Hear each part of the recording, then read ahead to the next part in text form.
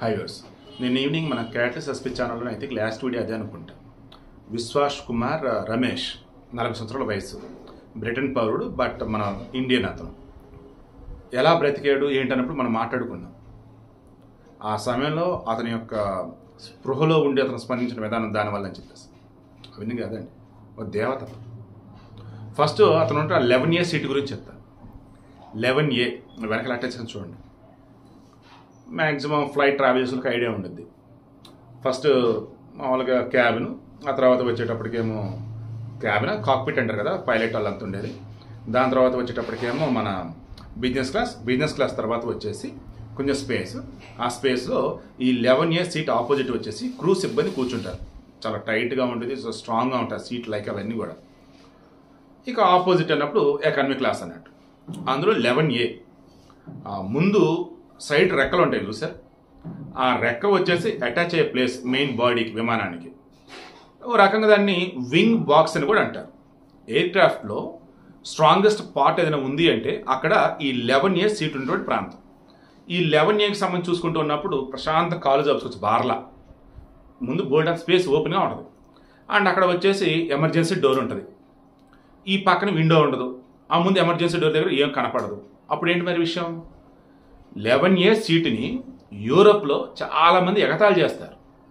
11A seat వచ్చిందంటే ఆయన ఇటు దరిద్రుడురా, అబ్బాయి వీళ్ళు అన్లక్కీ ఫెలవరా అంటే, లాంగ్ జర్నీ చేయాల్సి వచ్చిన వాళ్ళకి ఈ 11A సీట్ వచ్చిందంటే, మనం చిరునవ్వుతో సినిమాలో కానీ బ్రహ్మానందంకి సంబంధించేసి బ్యాడ్ అనమాట. ఇప్పుడు అతను వెంటాడుతూ ఉండింది.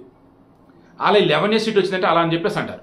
కొన్ని ఎయిర్లైన్స్లో 11A సీట్ వచ్చేసి మిగతా వాటితో పోలిస్తే కొంచెం రేట్ ఎక్కువ ఉంటుంది అంట. ఎందుకు?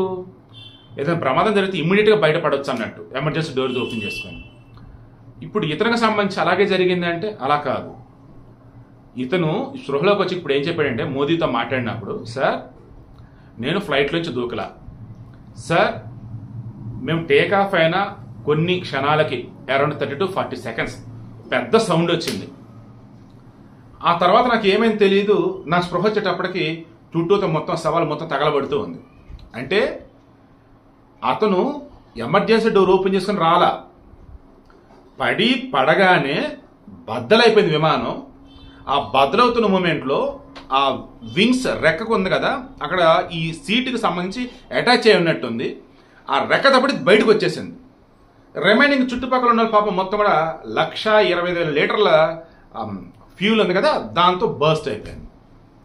ఇతను నిజంగా బతికింది ఓ దేవతలు. ఆ దేవత మరెవరో కాదు, అతని కూతురు కావచ్చు, అతని భార్య కావచ్చు, అతని జన్మనిచ్చిన తల్లి కావచ్చు. మరలా చెప్తున్నా, మీరు నమ్మిన ఇదైతే నిజం. మన విషయంలో భార్య, తల్లి, బిడ్డ, కన్న కూతురు, వీళ్ళ ముగ్గురు చేసే పూజలు నిజంగా అండి మనల్ని బతికిస్తాయి. అందుకని ఎప్పుడు అంటాను, బేటీ బచావో బేటీ పడవో అని చెప్పటం కదయ్యా బాబు. మన అమ్మ మరల మనకు పుట్టిందని మన బిడ్డగా పుట్టింది. మన భార్య అన్ని వదులుకొని మనమే సర్వస్వం ఉన్నట్టు మన దగ్గరికి వచ్చింది. అంటే మన కళ్ళ ముందు కనిపించే దేవత. సో ఆ భార్యని మీరు బాధ పెట్టకపోయినా అంటారు, సుఖంగా చూసుకోకపోయినా పర్లా, బాధ పెట్టద్దని చెప్పేది ఎప్పుడు అందుకే అనమాట.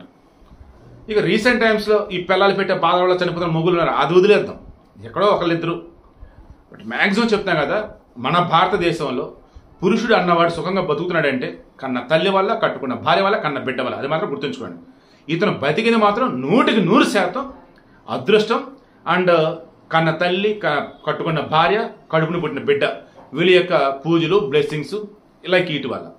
ఇక ఇతను పాపం చెప్తున్న ప్రకారం ఇతను 20 సంవత్సరాలుగా ఈ బ్రిటన్లో ఉంటున్నాడు. అతని తమ్ముడు అజయ్, వాళ్ళిద్దరు కూడా కలగలిపి గుజరాత్ వాళ్ళ బంధువులు ఏదో ఫంక్షన్ ఏదో ఉంటే వచ్చారు. పాపం చూసుకొని ఇక రిటర్న్ అవుతున్నారు.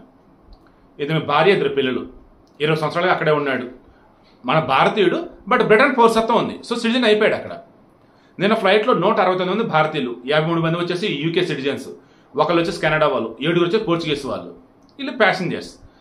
2 వచ్చేసి pilot and first officer, then 10 మంది క్రూ సిబ్బంది.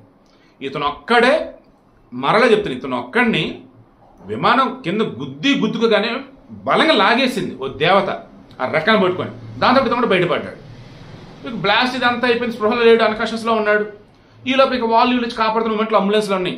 అప్పుడు అతను లేపితే స్పృహలో ఉన్నాడు, లేచాడు, నడిచాడు, ఏం గుర్తులేదు అసలు. ఆసుపత్రిలో అడ్మిట్ అయిన తర్వాత ఇప్పుడు నార్మల్ మోడ్కి వచ్చాక ఇప్పుడు మాట్లాడుతూ ఉన్నాడు. నేను దూకలేదు, ఆ విమానం నుంచి నన్ను ఎవరో బయటికి లాగేసినాడు, రెక్కతప్పుడు నేను బయటపడ్డాను, జరిగింది ఇది అని చెప్పాడు. పాప వాళ్ళ తమ్ముడు అజయ్ లోపల చనిపోయాడు. గుజరాత్ మాజీ ముఖ్యమంత్రి విజయ్ రూపాని పాపం ఆయన చనిపోయారు. ఇలా చెప్పుకుంటూ పోతే అసలు ఎంతమంది చనిపోయారంటే చాలా చాలా బాధేస్తుంది. అందుకే వెనకాల అటాచ్ చేసిన పిక్స్ అన్నీ కూడా ఆ బాధితుల యొక్క కుటుంబ సభ్యులు వాళ్ళవే పెట్టున్నాను. సో వీడియోకి ఇంట్రెస్ట్ మరలా అర్థమైందా మీకు? దయచేసి మన అమ్మని, కట్టుకున్న భార్యని, కన్న బిడ్డని జాగ్రత్తగా చూసుకోండి. ఇలా మనం చూసుకున్న అన్ని రోజులు ఆటోమేటిక్ సొసైటీలో మిగతా కూడా బాగానే చూసుకుంటారు కదా, దాని వాళ్ళు బాగుంటే మనం కూడా బాగుంటాం. ఓకేనా? అండ్ ఈ ప్రమాదానికి సంబంధించి ఇంకా చాలా విషయాలు నేను షేర్ చేసి తర్వాత షేర్ చేస్తాను.